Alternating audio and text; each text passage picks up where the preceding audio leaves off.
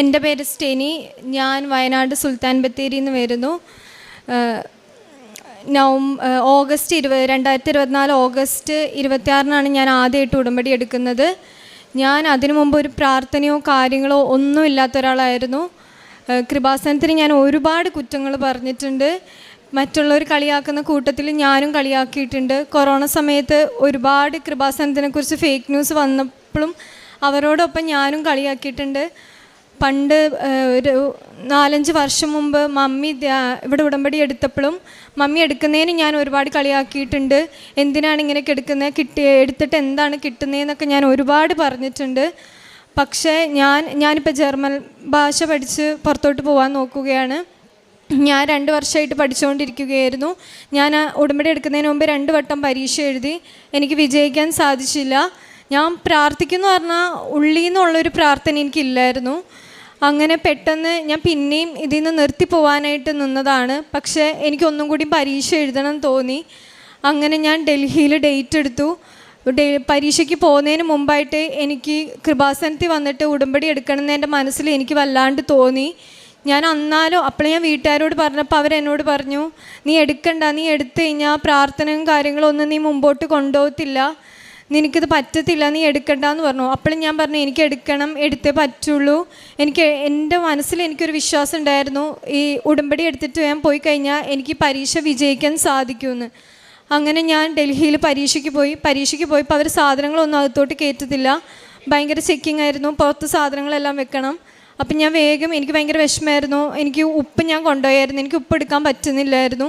അങ്ങനെ ഞാൻ വേഗം അവരോട് എക്സ്ക്യൂസൊക്കെ പറഞ്ഞിട്ട് ഉപ്പെടുത്തിട്ട് ഞാൻ പാസ്പോർട്ടിൻ്റെ ഉള്ളിൽ വെച്ചു. പോകുന്ന വഴി ഞാൻ മൊത്തം ഉപ്പിട്ടു.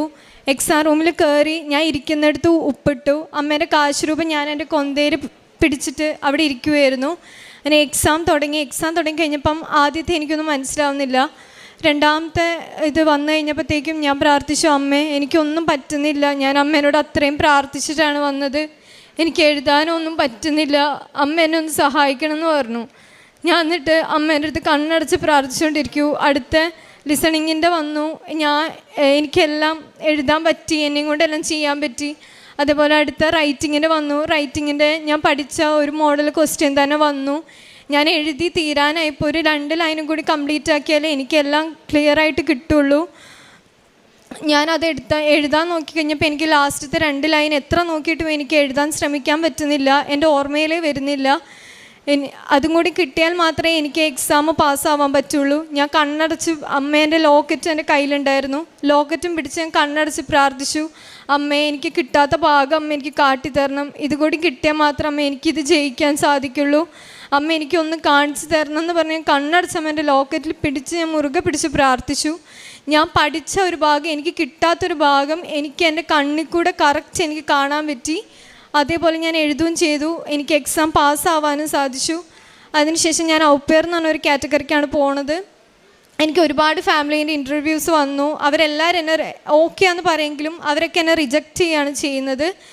എനിക്കൊന്നിനും പറ്റുന്നില്ലായിരുന്നു. പിന്നെ കൂട്ടുകാരെല്ലാം കയറി പോകാൻ നോക്കുന്നു. എനിക്കൊന്നിനും കിട്ടാത്തതുകൊണ്ട് എനിക്ക് ഒരുപാട് സങ്കടമാവാൻ തുടങ്ങി. ഞാൻ പിന്നെ ആരോട് സംസാരിക്കാണ്ട് റൂമിൻ്റെ അകത്ത് തന്നെ എനിക്ക് ഇരിക്കാൻ തോന്നി. എനിക്ക് ആരോട് മിണ്ടാനൊന്നിനും തോന്നുന്നില്ല. എനിക്ക് മാനസികമായിട്ട് എന്തോ ഭയങ്കരമായിട്ട് വിഷമമായി തുടങ്ങി. അങ്ങനെ ഞാൻ ഇവിടുന്ന് ഞാനൊരു രൂപം മേടിച്ചിട്ടുണ്ടായിരുന്നു. അമ്മേൻ്റെ രൂപം ഞാൻ പിടിച്ച് ഒരുപാട് കരയായിരുന്നു. അമ്മ എനിക്ക് എന്തെങ്കിലും ഒന്ന് ശരിയാക്കി തരണമെന്ന് പറഞ്ഞ്. അങ്ങനെ ഞാൻ ഒരു ദിവസം പുറത്തു പോയിരിക്കുമ്പോൾ പ്രതീക്ഷിക്കാണ്ട് എനിക്ക് വീഡിയോ കോൾ വരുന്നു. ഞാൻ വീഡിയോ കോൾ അറ്റൻഡ് ചെയ്തു. ഞാൻ ഒന്നും പ്രിപ്പയർ ചെയ്തിട്ടില്ലായിരുന്നു. പെട്ടെന്ന് തന്നെ ഇൻ്റർവ്യൂ എനിക്ക് നടന്നു. ഇൻ്റർവ്യൂവിൽ ഞാനൊന്നും അവരോട് അധികം സംസാരിച്ചും കാര്യങ്ങളൊന്നുമില്ല. പക്ഷേ അവരെന്നെ സെലക്ട് ചെയ്യുകയും ചെയ്തു. അങ്ങനെ ഞാൻ ഡിസംബർ 18 എനിക്ക് VFSൽ സ്ലോട്ട് എടുക്കണമായിരുന്നു. എടുക്കാൻ നോക്കി ഞാൻ VFSൽ പോയി. പക്ഷെ അന്ന് എനിക്ക് വേഗം 9 മണിക്ക് തന്നെ കയറണമായിരുന്നു. ഞാൻ അമ്മേൻ്റെ ലോക്കറ്റും കാര്യങ്ങളെല്ലാം കൊണ്ടുപോയി. പക്ഷേ എനിക്ക് ലോക്കറ്റ് എടുക്കാൻ സാധിച്ചില്ല. ഞാൻ എന്നിട്ട് കൊടുത്തു കഴിഞ്ഞാൽ തിരിച്ച് റൂമിലെത്തിയപ്പോഴത്തേക്ക് ഇവരെന്നെ വിളിച്ചിട്ട് പറഞ്ഞു, അപ്പോയിൻമെൻറ്റ് കൊടുക്കാൻ പറ്റില്ല, എംബസിയിലോട്ട് ഇത് അയക്കാൻ പറ്റില്ല, ക്യാൻസലായി പോയി എന്ന് പറഞ്ഞു. ഞാൻ പോയി ഡോക്യുമെൻറ്റ്സ് എല്ലാം തിരിച്ച് മേടിച്ചിട്ട് വന്നു. ഫാമിലി എന്നോട് ജനുവരി 7 അവിടെ എത്താൻ പറഞ്ഞത്. പിന്നെ ഞാൻ അങ്ങോട്ടേക്ക് 2 ആഴ്ച മുമ്പോട്ടുള്ളൂ. ഞാൻ അതിൻ്റെ ഇടയ്ക്ക് ഞാൻ പിന്നെ എൻ്റെ ഉടമ്പടി കഴിഞ്ഞിട്ടുണ്ടായിരുന്നു. ഞാൻ എന്നിട്ട് മടിച്ച് നിന്നു. എനിക്ക് സാക്ഷ്യം പറയുന്നതിനൊപ്പം തന്നെ ഉടമ്പടി രണ്ടാമത് പുതുക്കാമെന്ന് വിചാരിച്ച് ഞാൻ മടിച്ചു നിന്നു. പക്ഷേ എനിക്ക് ആ ഉടമ്പടി ഞാൻ മടിച്ചെന്ന സമയത്ത് എനിക്ക് എല്ലാ കാര്യങ്ങളിലും തടസ്സങ്ങളായി വന്നു. പിന്നെ ഞാൻ സ്ലോട്ട് എടുത്തു, പിന്നെ അത് ക്യാൻസലായിപ്പോയി. പിന്നെ അവരെന്നോട് പറഞ്ഞു, പിന്നെ എൻ്റെ മമ്മി എൻ്റെ അടുത്ത് പറഞ്ഞു, നമ്മൾ ഉടമ്പടി നീ ഇങ്ങനെ മടിച്ച് നിൽക്കുന്നതുകൊണ്ടായിരിക്കും ഒരു പക്ഷെ ഇങ്ങനെ എല്ലാം നടക്കാണ്ട് വരുന്നതെന്ന്. അപ്പോൾ എനിക്ക് തന്നെ തോന്നി. എന്നിട്ട് ഞാൻ വന്ന് ജനുവരി 14 ഇവിടെ ഉടമ്പടി എടുത്തു. അപ്പോഴും ഞാൻ കുറേ പേരോട് ഇതിനോട് ചോദിച്ചപ്പോൾ എല്ലാവരും പറഞ്ഞു VFSൽ സ്ലോട്ടില്ല, ഇനി മാർച്ച് ഏപ്രിലുള്ളൂ. എനിക്കാണെങ്കിൽ കിട്ടിയതിൽ ഏറ്റവും നല്ലൊരു ഫാമിലീനാണ് എനിക്ക് കിട്ടിയത്. ഇവർ പോയി കഴിഞ്ഞ് കഴിഞ്ഞാൽ എനിക്ക് പട്ടീനെയും പൂച്ചേനെയും കാര്യങ്ങൾക്കൊക്കെ എനിക്ക് നല്ല പേടിയാണ്. പക്ഷേ എനിക്ക് ഇതെന്ന് പറഞ്ഞു കഴിഞ്ഞാൽ എനിക്ക് യോജിച്ച പോലത്തെ ഒരു ഫാമിലി എനിക്ക് കിട്ടിയത്. ഇവർ പോയി കഴിഞ്ഞ് കഴിഞ്ഞാൽ എൻ്റെ കൂടെ വേറെ കൂട്ടുകാരുണ്ടായിരുന്നു. അവർക്കൊക്കെ ഒരാഴ്ചത്തേക്കുള്ളിൽ ഫാമിലി കിട്ടാണ്ട് അവരെല്ലാവരുടെയും ക്യാൻസലായിപ്പോയി. എൻ്റെ ഫാമിലി മാത്രം എന്നോട് പറഞ്ഞു ഞങ്ങൾ വെയിറ്റ് ആക്കാമെന്ന് പറഞ്ഞു. അങ്ങനെ ഞാൻ ഇവിടെ വന്ന് ഉടമ്പടി എടുത്ത് ഇവിടുന്ന് ഇറങ്ങിയ സമയത്ത് എന്നോട് അവർ പറഞ്ഞു ഫെബ്രുവരി 3 സ്ലോട്ട് കിട്ടിയിട്ടുണ്ടെന്ന് പറഞ്ഞു. ഒരിക്കലും കിട്ടില്ല എന്ന് പറഞ്ഞതാണ്. അങ്ങനെ ഞാൻ എടുക്കാൻ നേരമായപ്പോഴത്തേക്കും പിന്നെ ജനുവരിയിൽ നിയമം വന്നു, 4 മൊഡ്യൂളും ഇല്ലാണ്ട് കയറി പോകാൻ പറ്റില്ല എന്ന്. അങ്ങനെ എനിക്ക് പെട്ടെന്ന് A1 എക്സാം എഴുതണമായിരുന്നു. A1 എക്സാം എഴുതുന്ന സമയത്ത് പിറ്റത്തെ ഒരാഴ്ച പോലും കഷ്ടിച്ചില്ലായിരുന്നു എക്സാമിന്. എനിക്ക് പഠിക്കാനും പ്രിപ്പയർ ചെയ്യാനും ഒന്നും സമയം കിട്ടിയില്ല.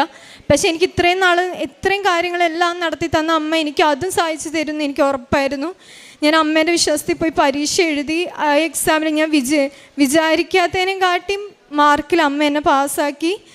അതേപോലെ തന്നെ എനിക്കിപ്പം വിസേൻ്റെ കാര്യത്തിലാണെങ്കിലും എനിക്കൊരു പേടിയുണ്ടായിരുന്നു കൊടുക്കാനായിട്ട്. കാരണം എക്സ്റ്റെൻഡ് ലെറ്റർ ഞാൻ കൊടുത്തിട്ടില്ലായിരുന്നു. പക്ഷെ എൻ്റെ അടുത്ത് VFSകാർ പറഞ്ഞു അത് ചിലപ്പോൾ റിജക്ഷൻ ആവാൻ കാരണം വരുന്നു. എന്നാലും എൻ്റെ അമ്മ എനിക്ക് നടത്തി തരുന്നുള്ളൊരു വിശ്വാസം എനിക്കുണ്ടായിരുന്നു.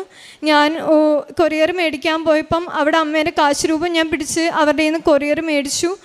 ഞാൻ പള്ളിയിൽ പോയിട്ട് പൊട്ടിച്ച് തുറന്നത്. പള്ളിയിൽ ഞാൻ അമ്മേൻ്റെ പ്രത്യക്ഷീകരണ പ്രാർത്ഥന ചൊല്ലി ഉപ്പും ഞാൻ അവിടെ വിതറിയിട്ട് ഞാൻ പാസ്പോർട്ട് തുറന്നു നോക്കിയപ്പോഴത്തേക്ക് എനിക്ക് വിസ അടിച്ച് കിട്ടിയായിരുന്നു. ഞാൻ ഈ സാറ്റർഡേ ജർമ്മനിയിലോട്ട് പോകാനുള്ള എല്ലാ കാര്യങ്ങളും ശരിയായിരിക്കുകയാണ്. പ്രേക്ഷിത പ്രവർത്തനങ്ങൾ ഞാൻ ചെയ്യാറുണ്ട്. ഞാൻ പത്രങ്ങൾ കൊടുക്കാറുണ്ട്, പാവപ്പെട്ടവർക്ക് ഭക്ഷണം കഴിക്കാൻ പൈസ കൊടുക്കാറുണ്ട്. പിന്നെ ആശുപത്രിയിൽ കഞ്ഞി വെക്കാൻ ഞാൻ അവരോടൊപ്പം സഹായിക്കാൻ ചെല്ലാറുണ്ട്. എൻ്റെ ആത്മീയ ജീവിതത്തിൽ ഒരുപാട് മാറ്റങ്ങൾ എനിക്ക് നൽകിയിട്ടുണ്ട് എൻ്റെ അമ്മ. ഞാൻ പ്രാർത്ഥിക്കുകയോ കാര്യങ്ങളോ ഒന്നും ചെയ്യാത്ത ഒരാളായിരുന്നു. പക്ഷേ ഉടമ്പടി എടുത്തേ പിന്നെ ഞാൻ പ്രാർത്ഥനയും കാര്യങ്ങളും ഒരു ദിവസം പോലും ഞാൻ ബൈബിൾ വായിക്കാത്തതില്ല. എൻ്റേതായിട്ട് പ്രാർത്ഥനകൾക്ക് ഞാൻ സമയങ്ങൾ മാറ്റിവെക്കും, കുമ്പസാരിക്കാറുണ്ട്.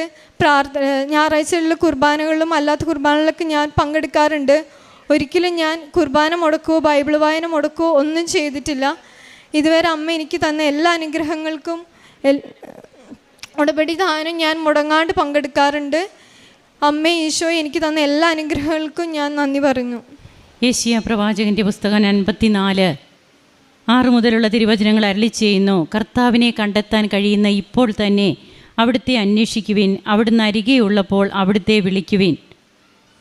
എങ്ങനെയാണ് സ്റ്റെനി കർത്താവിനെ അരികെ കണ്ടെത്തുവാനായിട്ട് അവിടുത്തെ കണ്ടെത്താൻ കഴിയുന്ന സമയത്ത് തന്നെ തനിക്ക് ദൈവത്തിലേക്ക് കൂടുതൽ അടുക്കുവാൻ കഴിഞ്ഞത്?